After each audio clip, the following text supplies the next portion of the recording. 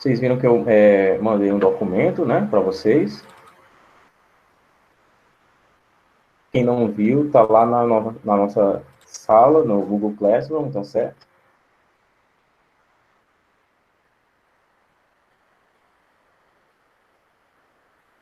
Sobre a terceira competência de redação, tá bem? A gente vai dar uma olhadinha nela aqui, eu vou dar uma explicada. E ela tem uma ligação quase que direta, né, por assim dizer, com a segunda competência, principalmente na parte da argumentação.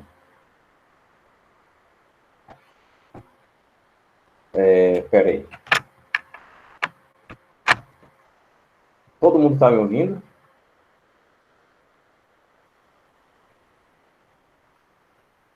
João, João, você de novo. Está ouvindo agora, João?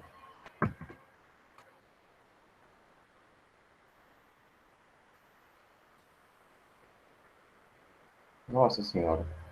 Mais alguém não está me ouvindo?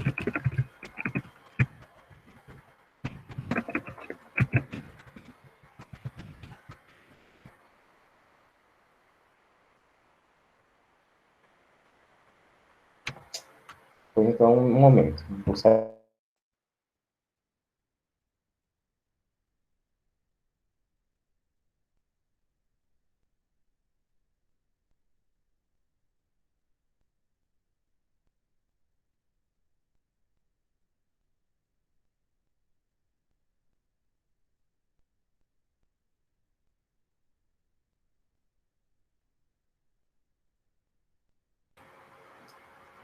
Pronto, pessoal. Todo mundo está me ouvindo?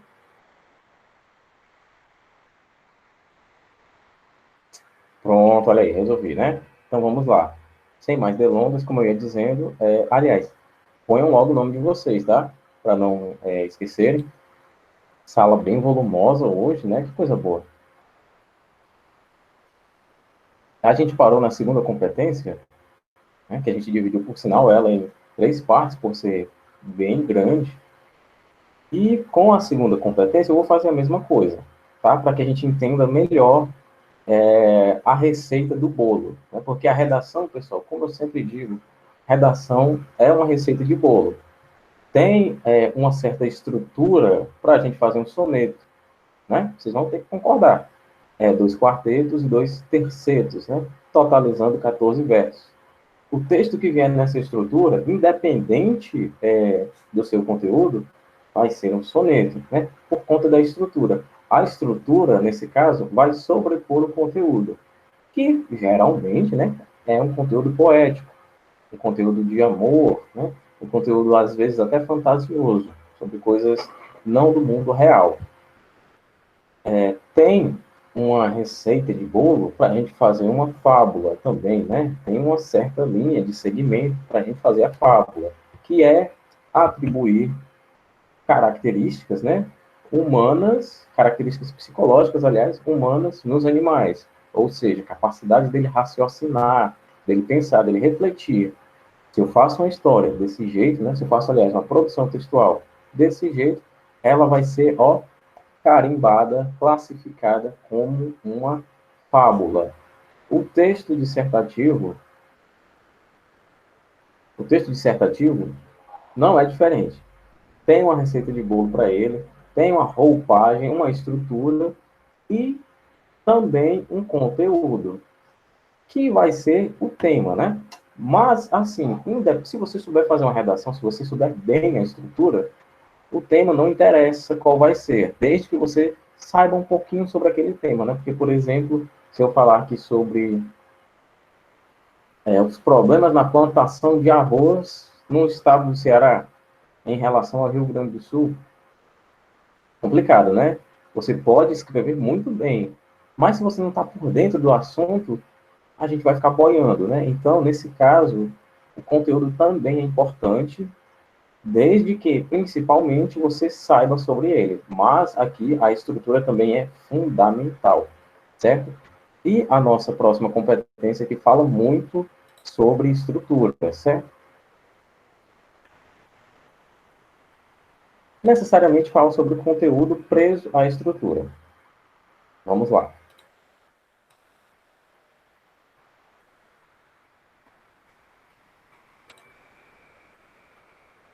É o seguinte, a nossa próxima competência, lembrando, pessoal, eu estou colocando todas essas informações no Google Sala de Aula, certo? No formato de PDF, já que alguns aparelhos são bem lentos para ler PPTX, né? Formato de PowerPoint, justamente pelo fato de ficar editável. Então, não esqueçam de ter em mãos essas informações aqui, principalmente anotarem, certo?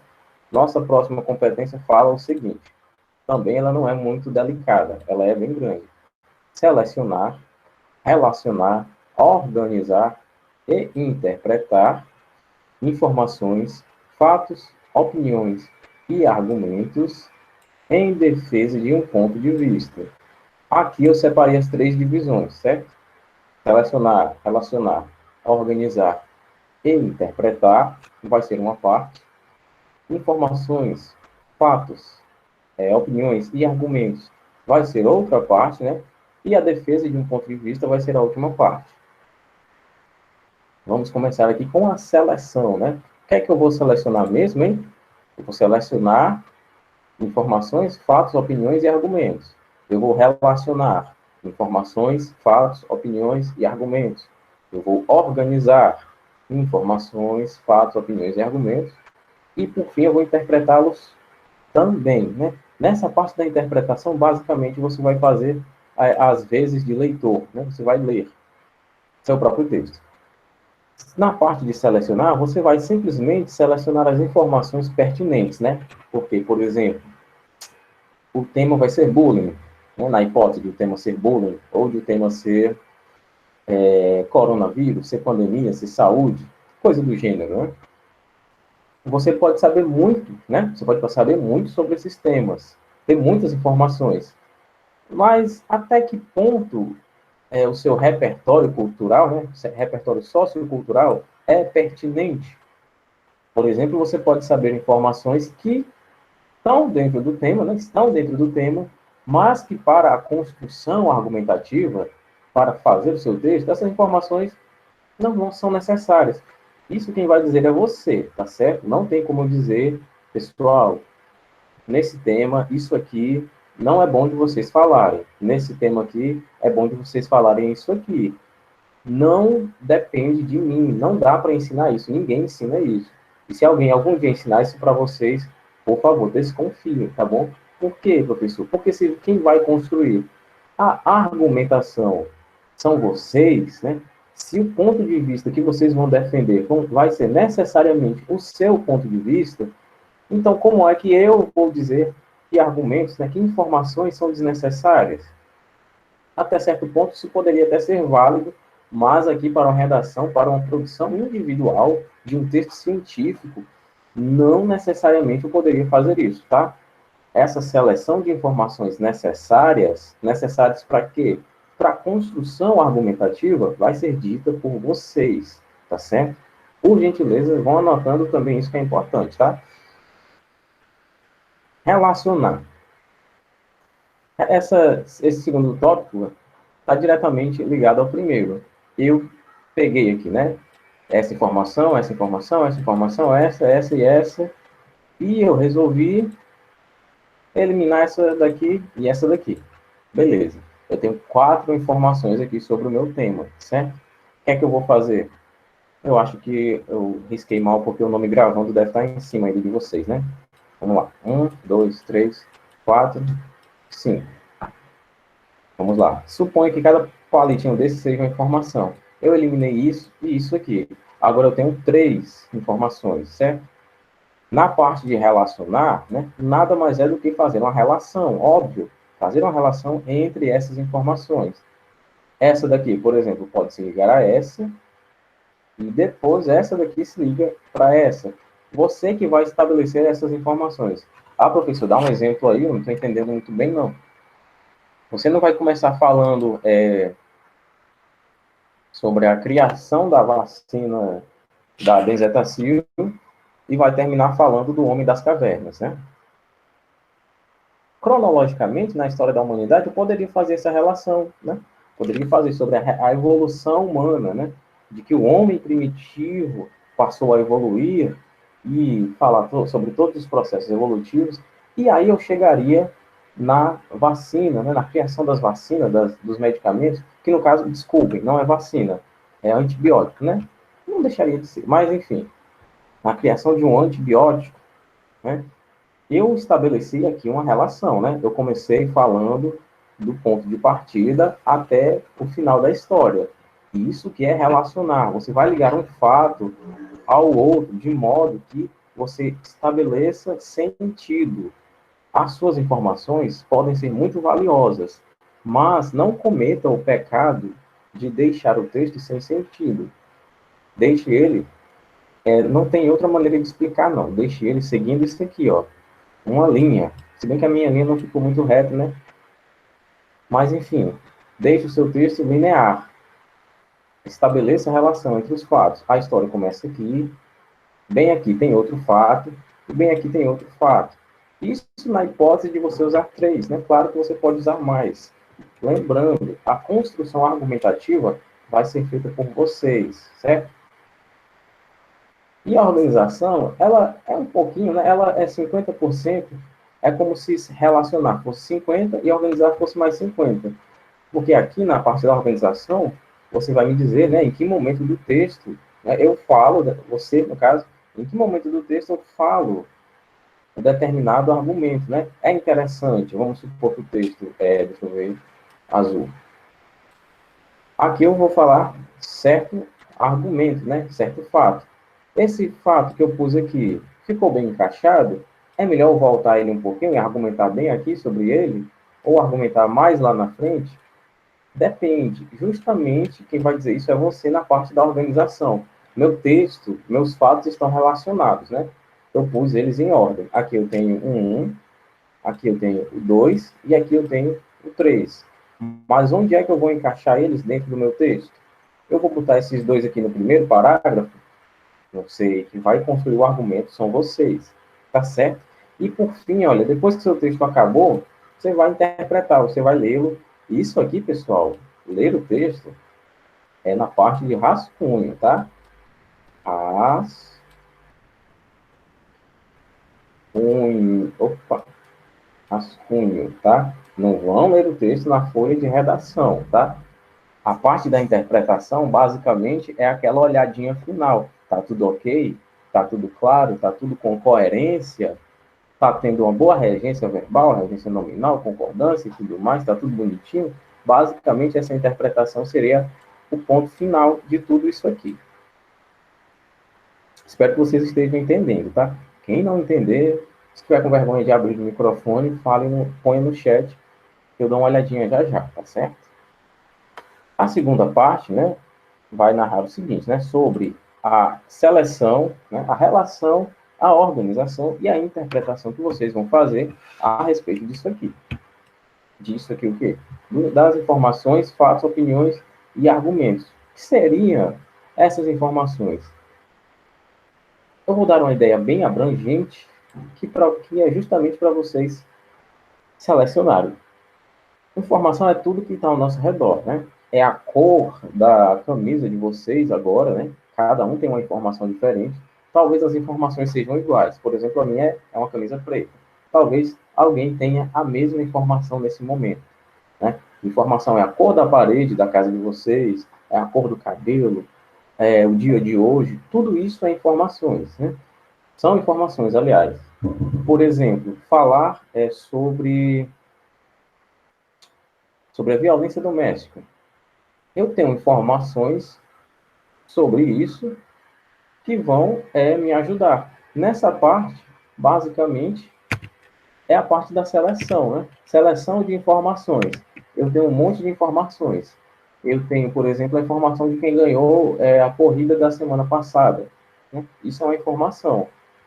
Mas ela vai ajudar no meu texto? Não. Então, na parte de seleção, eu já excluo essa informação. Claro que eu estou sendo bem amplo na ideia para que vocês entendam bem, tá? Mas numa parte bem específica, por exemplo, violência doméstica. Eu tenho uma informação de que a minha vizinha levou uma surra do marido ontem. Olha só, tá dentro do assunto, né? Violência doméstica. Minha vizinha levou uma surra do marido ontem. Mas essa informação, isso é informação, tá? Essa informação vai ajudar na construção do meu argumento?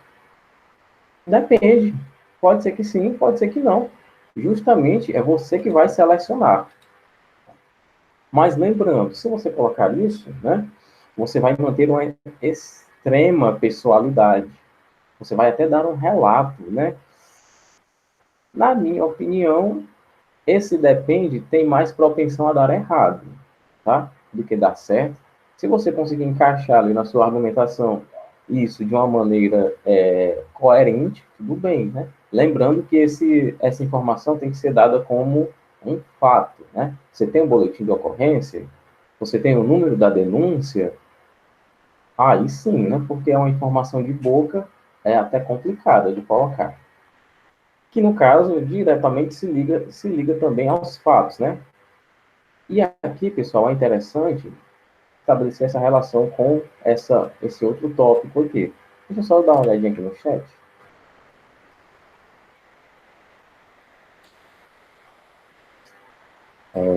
Eu queria que vocês colocassem aqui. Vocês estão com alguma dúvida até aqui? Todo mundo está compreendendo?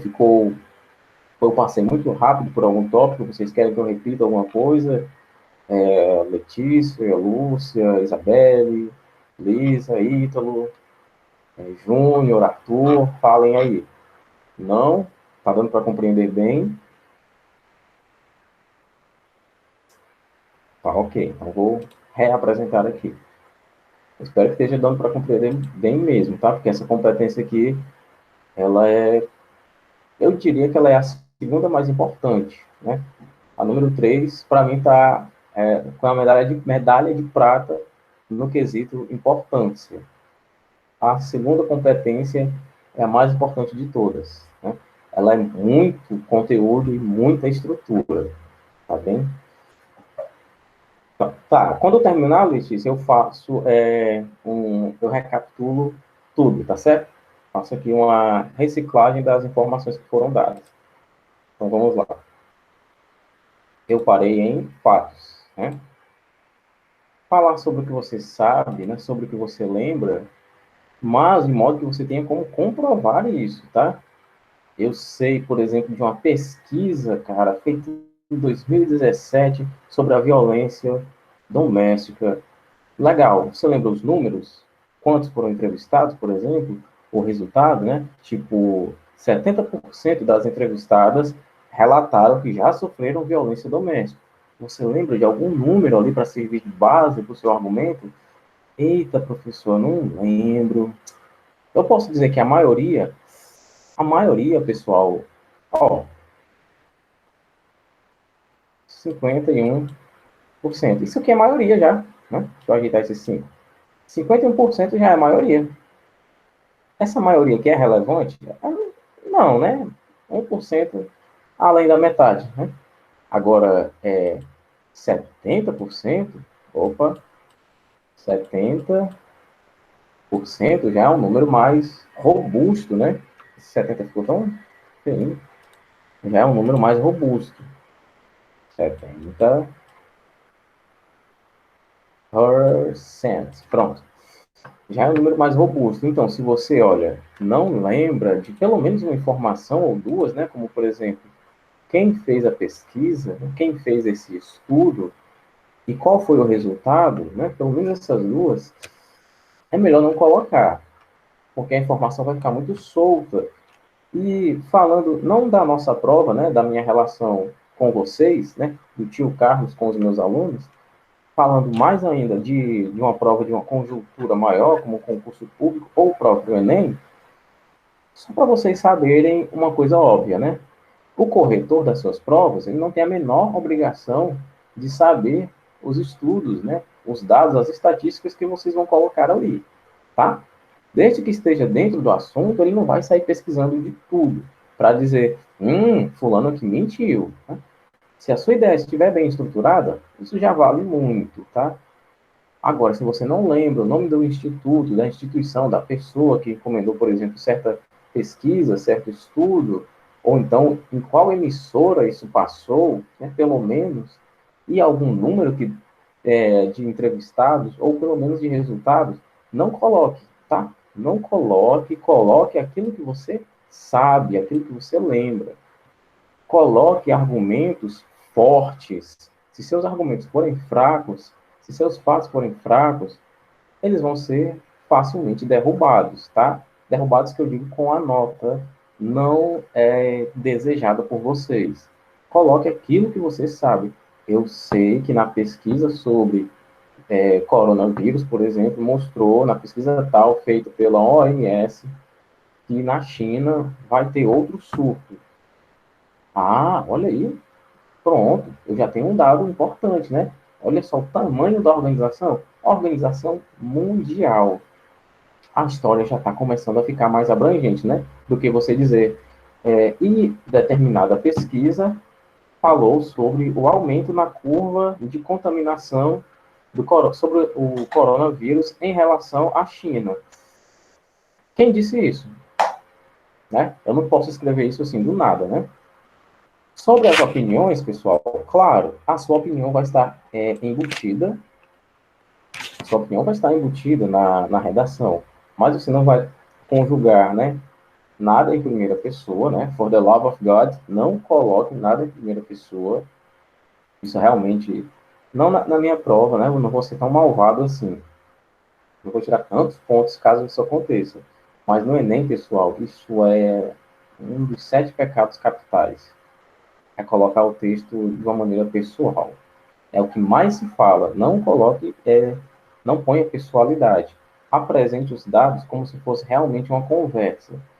O estudo é como se você estivesse dizendo: o fulano falou isso, desse jeito. Ele disse que aconteceu assim e os dados são esses, né? Você não conjugou nada em primeira pessoa, está muito impessoal. Você só vai trazer informações para quem lê. Para quem lê, põe as informações no papel e só isso. Põe as informações ali e a pessoa que vai ler vai ter acesso a essas informações, certo? E as opiniões, ainda falando sobre opiniões, né? Vai ter o seu ponto de vista e você pode fazer isso aqui, olha, citar alguém. Citar, por exemplo, Machado de Assis, fazer uma citação de, deixa eu ver, Paulo Coelho, ou então, se for falar de, isso eu falo muito de coronavírus, de violência doméstica, de bullying, de alcoolismo, porque são temas muito atuais, tá bom? Embora talvez isso tire a paciência de vocês, não é essa a intenção, tá? É porque são temas atuais e até uma dica de um possível tema de redação, tá? Lembrando, a gente não vai falar do êxodo rural na época de Getúlio Vargas, tá bom? A gente não vai falar disso, não. A gente vai falar de uma coisa atual, bem fresca na cabeça de vocês. Talvez a gente fale até de rede social, tá? Eu vou falar de uma coisa atual, de uma coisa fácil, tá bom? A intenção aqui não é massacrar vocês, é fazer com que vocês produzam uma boa redação, tá bom? Não vai ter massacre, não vai ter nada que pese na cabeça de vocês. Vai ser uma coisa atual. Se vai ser fácil ou não, a história vai ser, essa história já é outra. Ponto de vista, você pode citar alguém, diretamente uma pessoa mesmo, tá? Citar Machado de Assis, citar Paulo Coelho, como eu ia falando, se for sobre uma questão sobre saúde, citar aquele biólogo muito famosinho hoje em dia, né? O tal do Átila Yamarino, essas coisas, né? Citar um político, citar a declaração do presidente da Argentina, essas coisas, tá bem? E os argumentos basicamente o que fazer com os dados acima. E aí, professor, o que são esses dados acima? Dados acima são esses aqui, ó. Informações, fatos e opiniões. O que é que você vai fazer com esses dados? Eu botei muita informação aqui na minha cabeça. Eu sei muitos fatos. Eu tenho opiniões aqui. Eu tenho nomes para colocar aqui. Você vai transformar esses dados em argumentos lógicos e conectados, certo? De modo que, por exemplo, o argumento 2 só vai existir se houver o argumento 1, tá bem? Faça uma conexão entre eles. Não tem como existir argumento 2 sem a existência do argumento 1. Você não vai falar sobre contaminação do coronavírus, né? Aliás, desculpem, você não vai falar sobre a queda da contaminação do coronavírus se você não falar sobre a alta. Houve uma alta por conta disso, e a queda houve por conta disso, né? A alta ocorreu por conta da imprudência das pessoas, e a queda da contaminação ocorreu por conta do lockdown, né? Por conta da quarentena, certo? Estabeleça uma conexão entre seus argumentos e põe argumentos lógicos, tá certo? Não comece falando da vacina para depois falar da doença.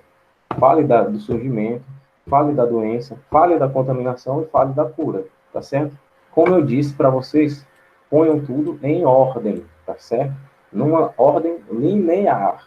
1, 2, 3, 4, tá bom? Nada de 4, 1, 3, 2. Ponha tudo em ordem. A defesa de um ponto de vista, né? Você vai, como eu falei, defender um ponto de vista que vai ser o seu, óbvio, vai ser o seu ponto de vista, sem usar a primeira pessoa, né? Eu acho que a gente está caminhando. Eita, nada disso. Ah, então eu vou só tirar o pronome, né? Vou tirar esse eu e catatimbas. Eu vou me dar bem. Acho que a gente está caminhando. Não, não, não. A conjugação verbal também está denunciando a pessoalidade, né? Diante dos estudos, acredita-se que o Brasil vem avançando, né, está avançando em relação a determinado tema. Né? É isso aí que você vai colocar. Você não bote nada na primeira pessoa, né, nada de pessoalidade. Você vai dar o seu argumento baseado em quê? Nos dados. E quais são os dados? As informações. Né?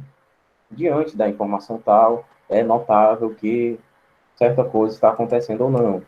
Tal fato denuncia que no Brasil a violência doméstica é uma coisa histórica e por aí vai, né? Segundo o estudioso, né, citando uma pessoa, né, por exemplo, o delegado, deixa eu ver, o delegado Barreto, segundo o delegado Barreto, escritor, sei lá mais o que, o Brasil é um dos países que mais comete violência doméstica, mas que vem fazendo o possível para reduzir esses números, certo? Você, olha, defendeu o seu ponto de vista aqui, né? Usando como base os dados, certo? Mas sem usar a primeira pessoa. E você pode defender seu ponto de vista também usando marcadores linguísticos. O mais óbvio é que você use os advérbios, né? Principalmente os advérbios de intensidade, né? Coloque intensidade nas coisas para que fique, é claro, tipo, deixa eu ver, fundamentalmente falando, a questão da educação no Brasil é é um plano político, é um plano sistemático, e daí você começa falando a sua argumentação. Mas você, olha, já entrou ali dando intensidade nas coisas, certo? Lembrando que tudo que tem ente, no final é advérbio, tá? Atenção no rascunho. Gente, a gente tem quanto tempo? 10 minutos, que coisa boa. Atenção ao rascunho, tá? Tudo isso aqui, pessoal, é para o rascunho, tá? Tudo isso aqui é para o nosso plano, né? O projeto de texto. O rascunho é basicamente 90% da nossa redação. Porque quando você passa da folha de rascunho para a folha de redação, geralmente você faz algumas correções, né? Você lê de novo, basicamente é quase a terceira ou a quarta vez que você lê o seu texto. Quando você vai passar da folha de rascunho para a folha de redação. Por isso que é importante você fazer esse projeto de texto, né? Faz esse projeto de texto na sua cabeça mesmo. Qual é o tema? Qual é a tese? Violência doméstica. Pronto. O argumento um vai ser, eu vou falar sobre os dados, sobre o número de mortes, né? Sobre o feminicídio. O argumento 2 é sobre a opinião masculina e a opinião feminina sobre a violência doméstica. E o argumento 3 vai ser a proposta de intervenção, vai ser as políticas públicas, vai ser o aumento da pena para quem comete esse tipo de violência. Pronto. E é exatamente isso, olha. Uma linhazinha para o tema, barra tese, 3 palavrinhas do argumento 1, 3 palavrinhas do argumento 2, proposta de intervenção, cadeia. Pronto, essa proposta de intervenção, só isso. Beleza? Coloca lá no último parágrafo. Aqui vai ser, olha, parágrafo 1, parágrafo 2, parágrafo 3 e parágrafo 4, certo? Esse aqui é o projeto de texto para você começar a penetrar o seu texto no rascunho, certo? Projeto de texto feito na cabeça ou, como vocês vão fazer em casa, projeto de texto feito numa outra folha, faz o rascunho e passa tudo isso aqui para a sua folha de redação, certo? Lembrando, uma das principais características que foi falada, a interdependência textual, certo? Opa, passei sem querer. A interdependência textual é aquilo que eu mais falei. Faça com que o argumento 2 necessite do argumento 1. Eles dependem um do outro, certo? Não vai existir argumento 3. Né? Você não vai falar da opinião feminina sobre a violência doméstica se você não falar sobre o que é violência doméstica, né? Sobre o que é violência doméstica no Brasil, por exemplo. Os argumentos precisam estar devidamente conectados. Precisa haver uma dependência. O 3 precisa do 2, o 2 precisa do 1, e por aí vai, tá certo? Só lê uma vez, Letícia. Olha, cuidado, se você lê umas 2 vezes, né? Não deixa a pressa, né? No meu caso, já foi a preguiça que tomou de conta, tá? Mas não deixe a pressa tomar de conta. Não deixe a pressa tomar de conta, o nervosismo. Tá ali, é uma coisa que você vai fazer, tem que fazer mesmo. Você pode mudar até 10% do seu texto. Tem pessoas que mudam, a preguiça é maior do que a pressa. Acontece, tudo bem. Você pode mudar até mesmo 10%. Acontece de mudar mais ou menos isso. Eu mudo mais ou menos, deixa eu ver, se eu fosse colocar em números, uns 5%. Sabe, quando eu releio pela terceira vez, eu vejo que tem palavras que eu posso tornar mais simples, que a pessoa que vai corrigir o texto não tem a obrigação de saber a usualidade daquela palavra naquele contexto, né? Por exemplo, uma palavra que eu gosto bastante, eu acho até engraçada, mais engraçada do que bonita, é estratagema, que é estratégia. Rapaz, isso é muito rebuscado, não tem quem use isso, não. Pelo amor de Deus. Aí você coloca isso no seu texto, está numa linguagem muito jurídica, né? Por exemplo, ensejo. Ensejo é uma oportunidade única, né? O Brasil está tendo o ensejo de melhorar o sistema de saúde, né? É uma oportunidade única, já que a gente está vendo que o coronavírus realmente escancarou essas diferenças sociais ao acesso à saúde, né? Ah, mas ensejo, pelo amor de Deus, né, Carlos? Não precisa você colocar essa palavra, né? Realmente não precisa. Então você vai alterando as coisas, as palavras, diminui uma frase, aumenta outra, ou então tira aquela frase de vez que você viu que não tem a menor condição de estabelecer uma conexão textual com aquela frase, certo? Você já tem desejo para que usar essa aí. O desejo, Ítalo, é a vontade, né, de ter aquilo. O ensejo, ENSEJO, é a oportunidade, né? Por exemplo, a internet, né, nos proporcionou o ensejo de termos essa aula, né? É uma oportunidade única por meio da internet, né? Na conjuntura do coronavírus, é uma oportunidade única, né? Não poderia ser de outra maneira. Isso que é um ensejo, é a oportunidade única, tá bom? Tipo, você encontra aquele amigo que só vem para o Brasil uma vez por ano, aí vocês vão, deixa eu ver, jogar videogame. É um ensejo jogar videogame com aquele colega que vem para o Brasil uma vez por ano. Uma oportunidade única, tá bom? Bom, pessoal, 2 minutinhos, todo mundo entendeu. Eu vou recapitular, passando um pouquinho rápido, mas eu vou recapitular, tá certo? Todo mundo entendeu? Ficou alguma parte ali específica que, puxa vida, professor, não entendi muito bem. Que alguém quer que eu repita? Qual parte, Letícia? Ou você quer que eu apenas faça um apanhado de tudo que eu falei? É só para repetir tudo? Deu para entender tudo? Tá. E eu vou repetir tudo também, tá? Vamos lá. Me valeu aqui desse exatamente 1 minuto. Todo mundo vendo? Everybody sim. Vamos lá. Bom, a proposta da primeira competência, né? O texto é o seguinte, da terceira, aliás. selecionar, relacionar, organizar e interpretar opiniões, aliás, informações, fatos, opiniões e argumentos em defesa de um ponto de vista, né? Selecionar, você vai selecionar o que é interessante por no seu texto e o que não é. Relacionar, você vai estabelecer relação, ligar os fatos que você quer trazer, certo?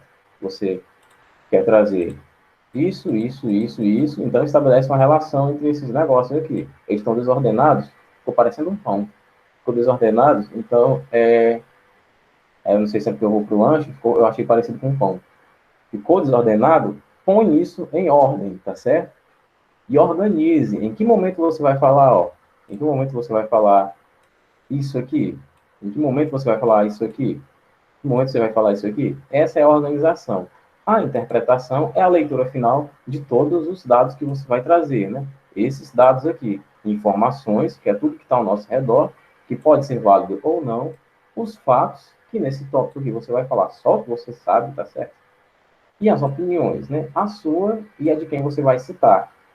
A sua argumentação vai se dar por conta disso aqui, dos fatos. Você vai transformar esses dados em argumentos lógicos, conectados e independentes, né? Vai defender o seu ponto de vista sem usar a primeira pessoa e a dica do professor é usar esses marcadores linguísticos. O principal é os advérbios, né? Principalmente os de intensidade. Os de modo também, pode ser, dá certo. Dar atenção ao rascunho, fazer um projeto de texto, isso aqui, ó, 4, 5 palavrinhas para cada item desse. Você vai só me dizer, o tema é isso aqui, é isso que eu vou falar. O argumento 1, eu vou falar sobre isso. O argumento 2, eu vou falar sobre isso, e a proposta de intervenção é essa. Campanha de conscientização, educação, cadeia, você que fala. E manter a interdependência textual de cada um dos seus argumentos. Pessoal, tranquilo. Só lembrando que vocês estão me defendendo, né? Então me devendo a nossa reportagem, o nosso infográfico, tá? Tem gente que ainda não mandou. Bom, já estou roubando um minutinho de vocês aqui.